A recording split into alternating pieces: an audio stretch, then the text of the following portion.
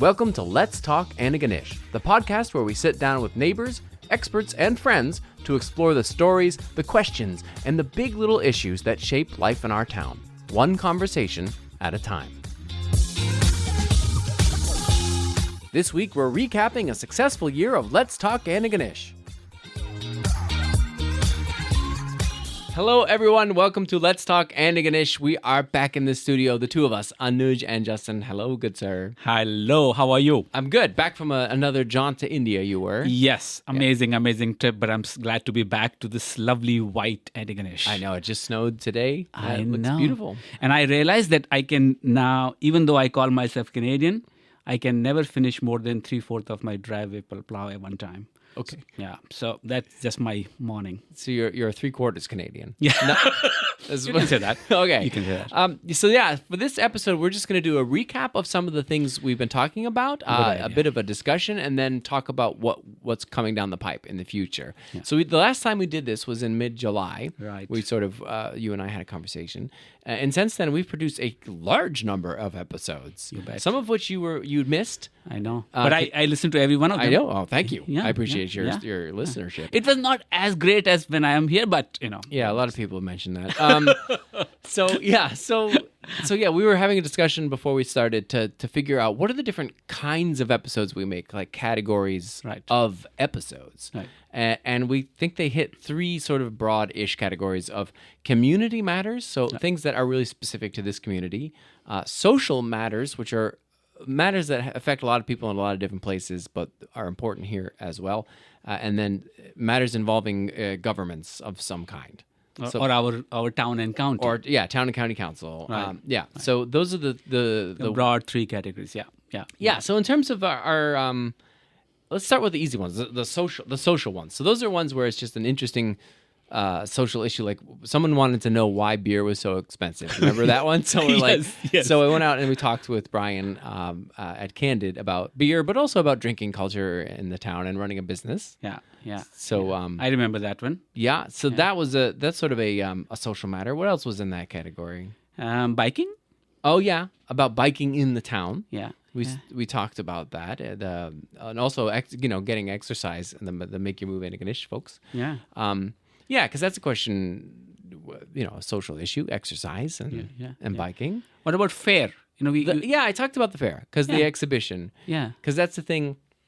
There's so many events that happen in this town that everybody from one demographic knows about and no one else knows about. Right. So it's funny. The slices. Yes, the slices. So I know I go to the fair, but some of my friends, I'm like, oh, I've never even heard of it. I'm like, what are you talking? I'm like, how are you talking? So it was just one of those sort of slice of life things of like, let's talk about the exhibition because it was different. I remember this year it didn't have the same rides. It had a different company doing the rides. Let me test you. Okay. Anything particular that stood out for you in the beer conversation that you remember? In the beer conversation, yes, that it seems expensive here was the conclusion, but it's not really, especially if you compare it to somewhere else.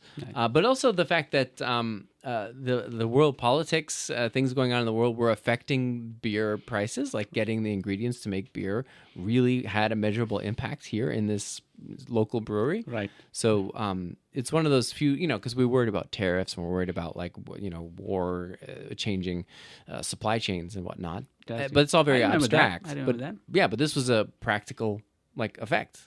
What about biking? The biking thing, I remember. I remember wondering what the rules were. So I was asking a lot of questions to clarify rules, and the sort of thing I walked away with was not everybody knows the rules who's a biker or a driver, and it's quite new into the town. I think that's So there's never going to be. It's never going to be easy to suddenly have everybody be on the same page. So the general idea is biking is a good, healthy thing to do. We just have to be careful with each other. And also the spaces where they can bike more easily than others, and how those connections are working or not working within the town and county. Yeah, that was part of something we talked about when we did active transport before. Right. Like we were asking what's going on out with that weird lane I remember that. Yeah. On the old highway, and then we learned that the town and county don't.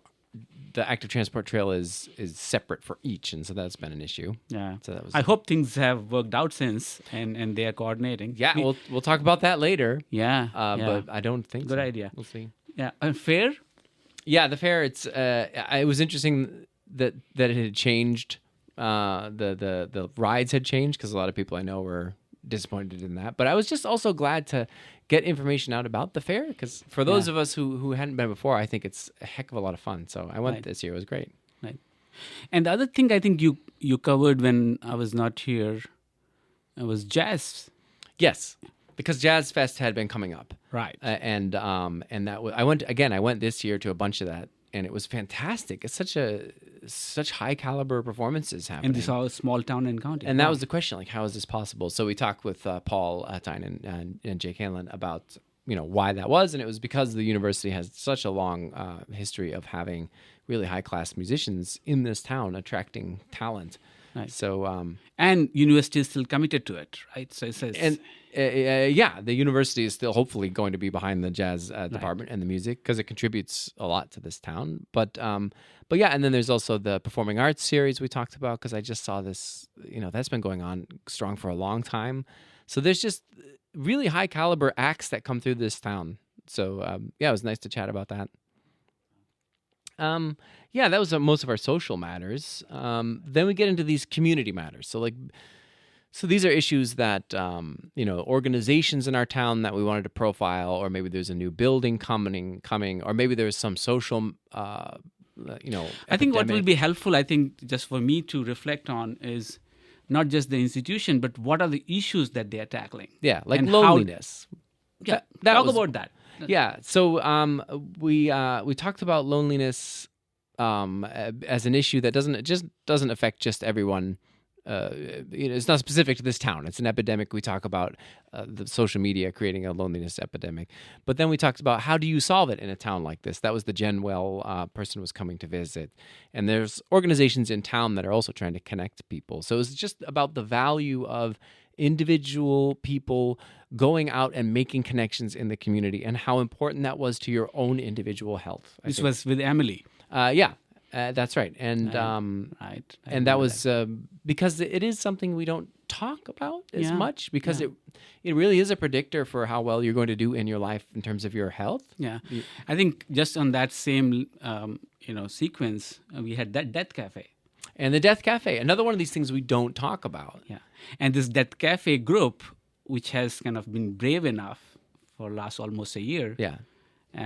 We had Dorothy and John coming and talking to us of our increasingly aging cohort of our citizens in Antigonish town and county, and that's increasing. And many of them, just practical matters about will making versus spiritually, how do people feel? Versus how do they relate to their children and friends dying in front of them. Yeah. So it's a whole set of issues that they talked about. Yeah, and again, these are issues that affect everyone on the planet. But here we are in the town trying to address them because people don't talk about it. And so the Death Cafe was made in this town to help people discuss it. And this similarly the palliative care issue. And they introduced us to palliative care because because we don't when I started out that interview not really understanding exactly what it was. And Emily and Jamie were great. They just explained, and it's another one of those things that people don't really understand it or necessarily want to talk about it, and so it's nice to have had a conversation, getting it out in the open. And I was I think one of the things about that is that aren't we grateful and that we have that facility and such amazing people who are running that service and coordinating this with the hospitals and whole set of service providers. And it's not just one thing that really stood out for me in that conversation was that it is not a place. It's the care. That's correct. Yeah. And it's just completely flipped the way I was thinking. Because you confuse it with hospice. Yes, exactly. Right? Yeah. So I didn't understand that. I didn't understand that either. It's and that everyone can be involved in palliative. Everyone is. Right.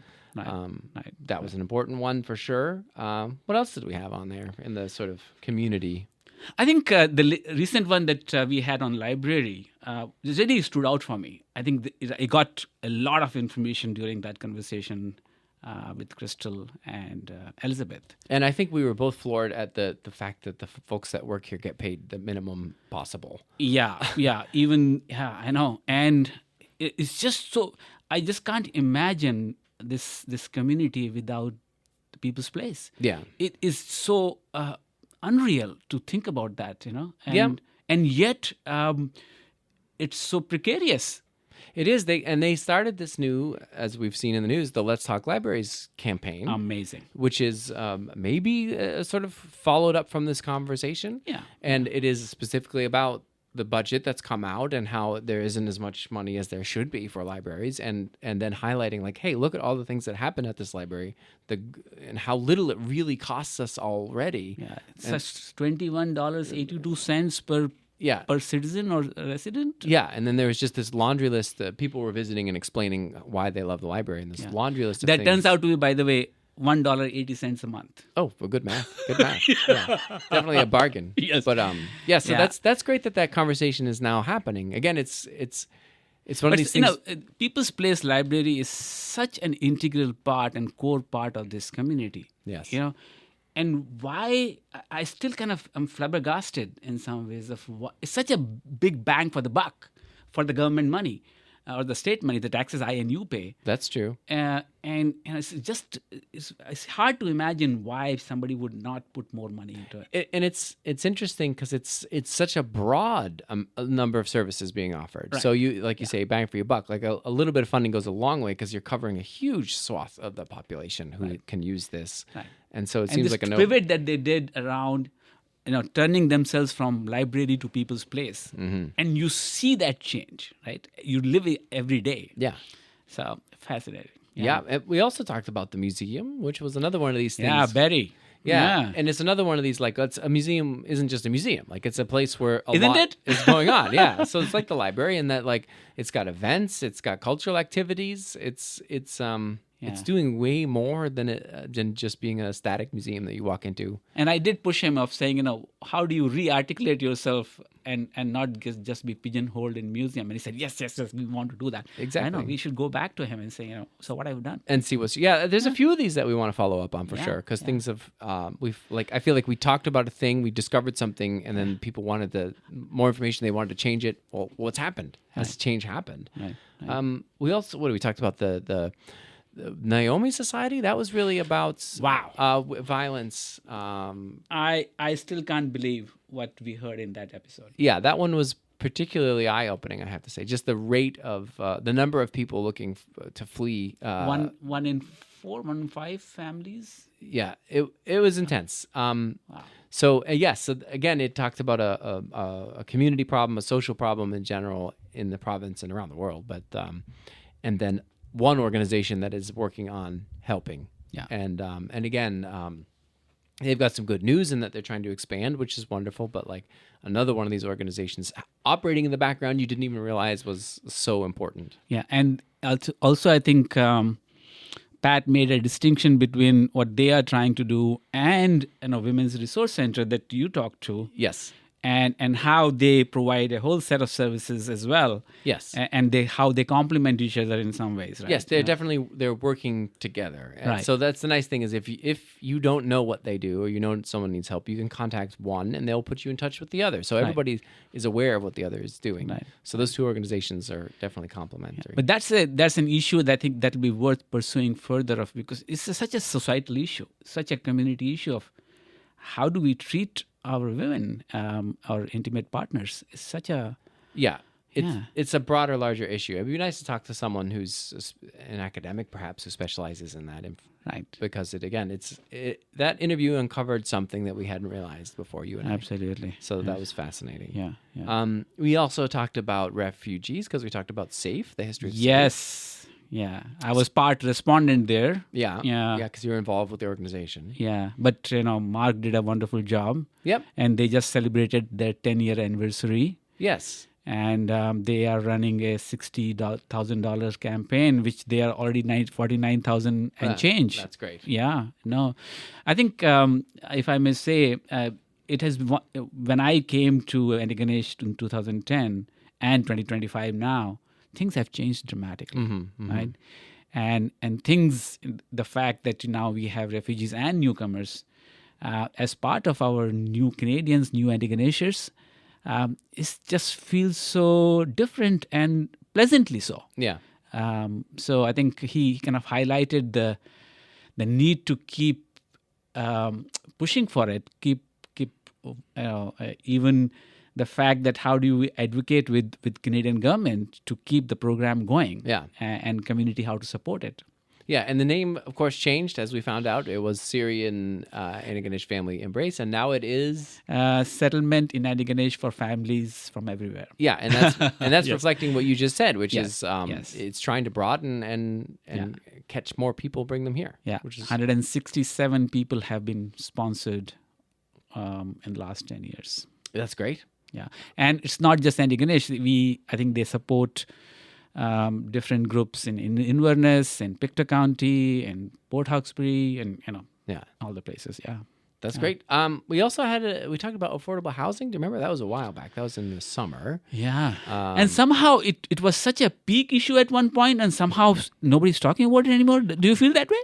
It's really it's interesting because we're moving from issue to issue in terms of what everyone, what's on everyone's mind. I agree. I feel like now, especially in this town, we've moved on to more immediate pressing matters, which mostly includes like construction.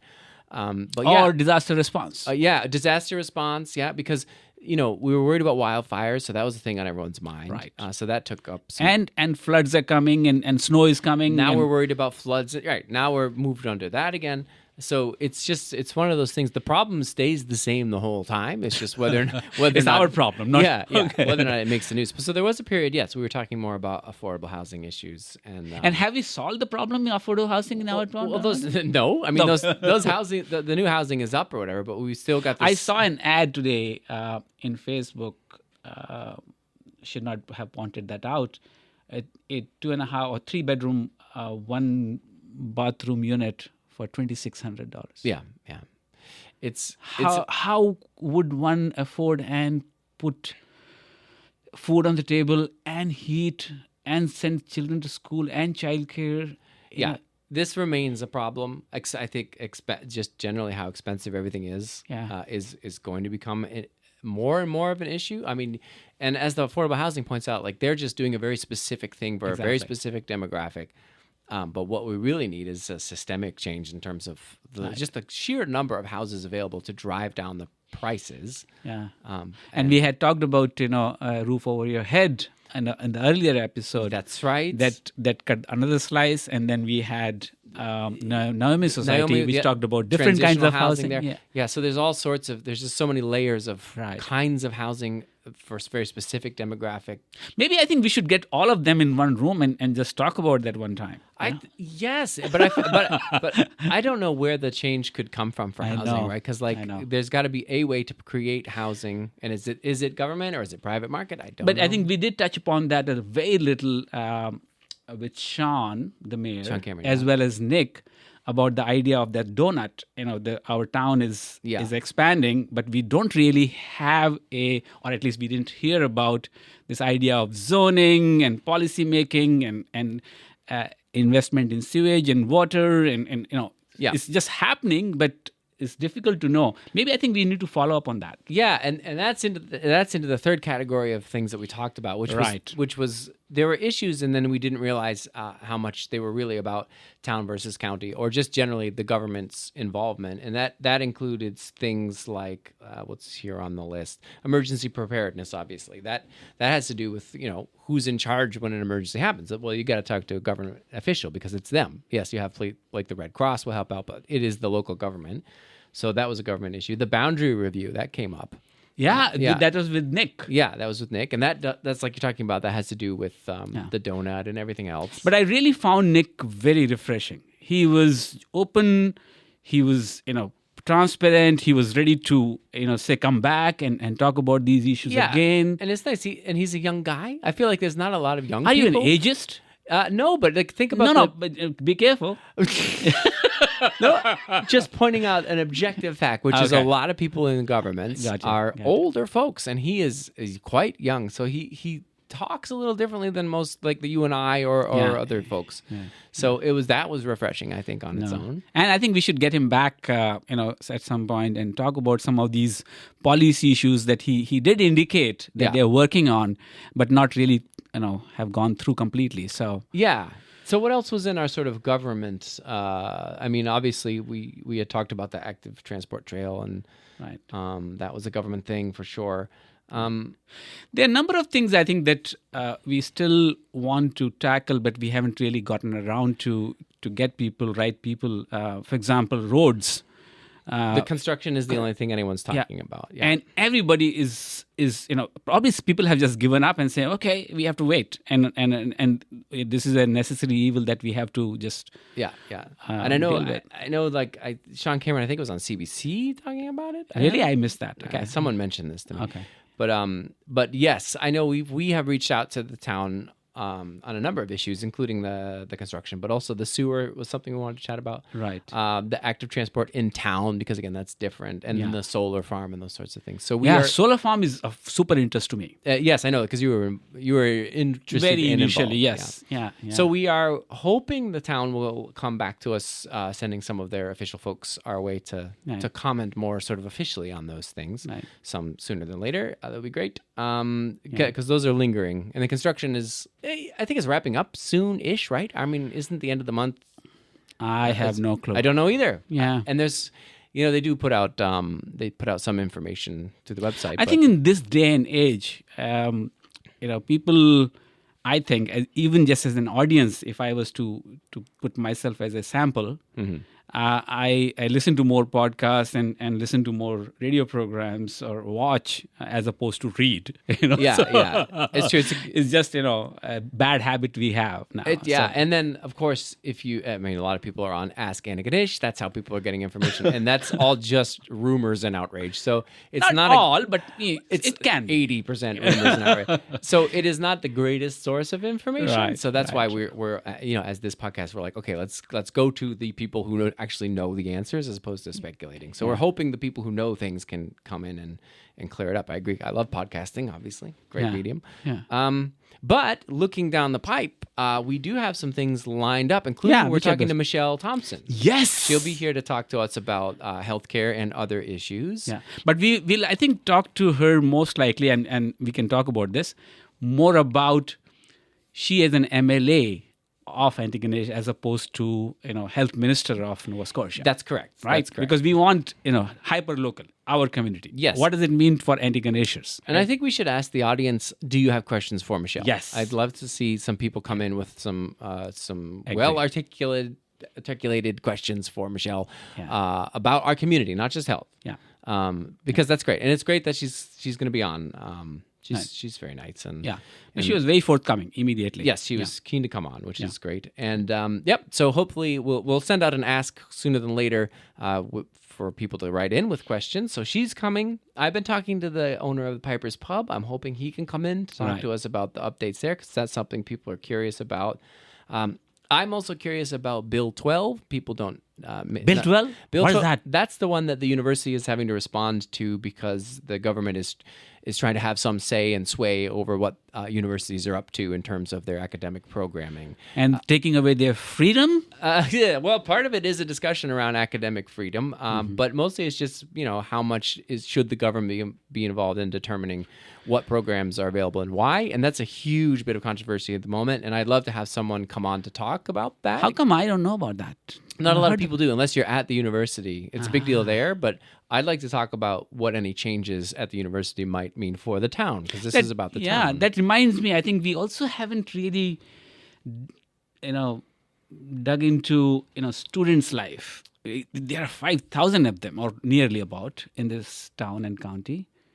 And somehow I think we need to find, what's happening in their lives. Yeah, I'd like to talk to the head of the student union just to see, what is it that students think of this place? Like, what are the things they like or they don't like about living in the town? What are issues they see as important or not important? What questions Antigonishers have about or for students? Exactly. What can we ask of them? So I think it'd be great. I'd love to have a student rep. Who would be a good responder for that? A union leader, you mean? Yeah, the student union leader or... I don't know. But I think it'd be good to talk to an actual student life vice president. Yeah, there are folks in the administration, but I'd love to talk to an actual living, breathing student about it, if you know what I mean. Yeah, you're showing your bias for sure. Yeah. So that's definitely coming up. Hopefully soon we're going to talk to folks at the Bower? Because remember we sort of left Yes, people hanging. What is the yes. fate of the Bower when we Caleb. were talking to Caleb? And now something has changed. So he's going to come in hopefully soon. And then also to talk about the future of the Arts Center. That's Is he coming alone or with... No, Fen is going to come because now Fen Martin, who's part of the Antigonish Culture Alive, there's something going on there. So we want to talk to them to see what exactly. So it's nice to have these updates. Yeah. And they're talking to each other and cooking something up? They seem to be working together on a thing, but I don't know. We don't know the details until they're in the room. Yeah, So I think we'll be that's talking to them soon. Yeah. So those are the ones that are upcoming, and that we also hope to find someone for in the new year as we head toward the end of this year. So Right. I'd say we're going strong. It's it's just you and I in our free time, and so if you go to India, it's me. And if I'd love to travel somewhere for a month and have you do all this by yourself, but I don't. That seems not to have happened yet. No, don't put that on me.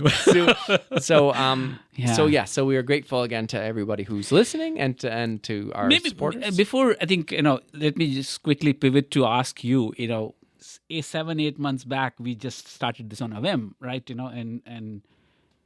And so how do you feel about that? What have you been doing? Yeah, well, I'd say on a whim for sure. Like we didn't have a big plan, and we're not. We had a big idea, but we didn't have we just this needs to be done. Yeah. And I say, like we talked about this before, I find this kind of podcast really important. Like I feel like what we're doing is important in the sense that it's a kind of news sort of thing. We're getting questions about what's going on. So people are learning in a way that, learning about what's going on in the town in a way that they haven't been able to, because even though you have the Port Hawkesbury Reporter and the Guysborough Journal, they are covering local news stories, XFM, of course. But we're doing a sort of slightly deeper dive, and that's something that's been missing since the casket disappeared. And so that's the role I wanted to fill.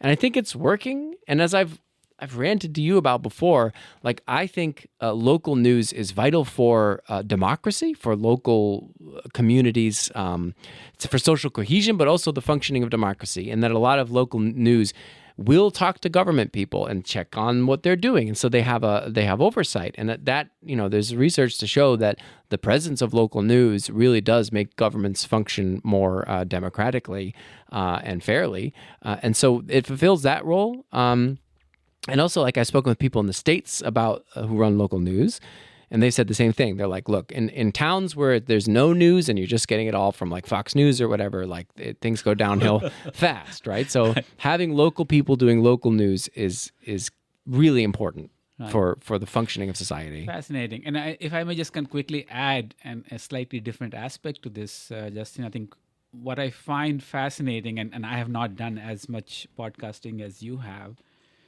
I think there's something qualitatively different as we have this has evolved in the last 7 months, and that to me is we are talking to fellow Antigonishers. We are talking to neighbors, we are talking to friends, many of whom are experts, as you say in your intro, and it's a conversation. It is not really that kind of a journalism in a classical sense, right? And we just get into questions that we had not thought of before, and just because things come up, we say, oh, okay, and what about this and what about that, and kind of and we get surprised with what we hear. And so it's a very alive conversation. I think so. Different from an official journalistic kind of like something you hear on the CBC. Right. This feels very intimate because, in a sense, we're unprepared. Like you say, we learn things in the moment. And we don't know what we're doing. We don't know what we're doing. So it feels like a real conversation. I think that's why people like podcasting or podcasts in general, because they're usually like that. They're usually conversational.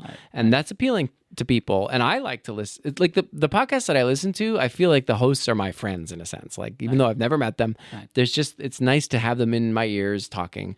And people I think would respond better to a podcast doing local news than an actual news organization. What would you change? What would you think that we might do better or differently?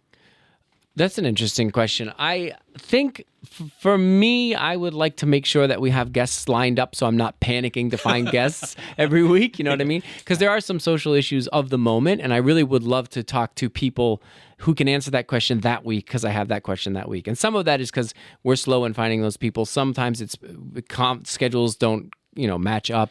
And we have full-time things that we have the other lives. Yeah. Sometimes like I'm hoping like the town or the county will send someone in, but they it takes a long time, or they just don't send anyone. And that's what I'd like to change, is to be more on the issues that crop up. Right. So I think that's it. And also, like we talked about before, like I would love to be able to hire someone to come in and help with the production and the editing. Yeah, I think you're right. I think we have put in our enthusiasm so far. Yeah. But I think it would be great to have some support. Yeah. So we'll hopefully talk to everyone listening more about that in the future, because that is how we can sort of expand it. Because the other thing is, like, there's deep dives in issues that would require us to go out, do research, do field recordings, and I'd love to do that. Yeah. Or just to profile an organization. So we're not answering a question. We're just like, hey, let's all talk about some organization. Right. And like, we don't have the time for that. So it'd be great to hire someone, a journalist, a young journalist. And there's some people have shown interest. Absolutely. It's just that matter of, how do we kind of really put the business plan around that? Yeah, right? I don't want to ask people to do it for free, to I volunteer agree. like we're doing. You did ask me to do that. I mean, we're currently doing that. But I don't want to force other people to do that. Right. I think the other thing that I would like to kind of say is, I really wish when you meet people, they often say, "Oh, we love your podcast. Oh, we this," but on our site, on our wherever we publish, very few people actually write or put comment. Yeah. Or and so I'm not sure why that is, because obviously when you talk to people, they say, yeah, that episode, oh, that thing. So people are definitely listening and having questions. And so how do we get feedback? And so some feedback, some suggestions, how do we engage? We should hire someone to figure that out. But also encourage people to get back to us, to write and critique or whatever, right? It is helpful, especially because there's some questions that other people have that we didn't know, we didn't think of. Oh, so it's so refreshing to have other people's input. The other wish I have, I think, and I'm not sure how practical that is to curate some of the key things that we gather in this podcast, and somehow create a record of that. So sometimes you say, "Oh, we did cover that in podcast, but what did we think?" So even now when we're trying to reminisce, I'm like, "Oh God, I don't even remember that conversation." So is there a way to kind of capture that in some ways? I'm not sure how to do it, but it's so that we continue on the larger issues like affordable housing or aging, or these are not just short-term issues, they're long-term issues. So how do we kind of create a more longitudinal conversation around some of these key issues of our community? Sounds like you're starting a newspaper. No, a conversation that is sticky about the issues, not just one conversation and gone. And then gone, No, that's good point. Yeah. Well, this is great. I think we'll wrap up here because we've been chatting for a while. And thank you again, everybody, for listening. And there's more coming out soon. We're going to have lots of new conversations. I'm excited to talk to Michelle. Yeah. That's going to be great. And as always, get in touch with us. Tell us what you like, what you don't like, what you'd like to see, questions you'd like to ask, or don't talk about construction. We already know that construction is on your mind. We're going to hopefully talk to someone about that. The snow is here. The snow is here, yep. But yeah, let us know if you have any ideas for podcast episodes. And anything else, Anuj? I think this last thing that you mentioned, should we, we know we ask people saying we have enough money that we have purchased the basic equipment. Yeah. But is that something that we want to reopen a little? I think so. But I think we should have a campaign where we say, hey, this is what we want. We've got a person in mind and we want them to do this. This is how much money we need. And so when maybe when we're ready to say, hey, everybody, now is the time, please. Although it is the end of the year, people like to get rid of money, although we are not a charity, so we can't give you a receipt. But if you got too much money, feel free. But no, I think we'll have a campaign where we say, hey, we're raising money to do this. I think my kind of thought is we have, I think, proof of the concept. Yep. Right. So we have kind of experimented quite a bit, and so I think we should be ready more of looking at 2026 and saying, so what does that mean? Well, that's our year. That's when we go big. Gotcha. Are you ready to go big? Big or deep or whatever. Right? Sure. Yeah, I'm all for it.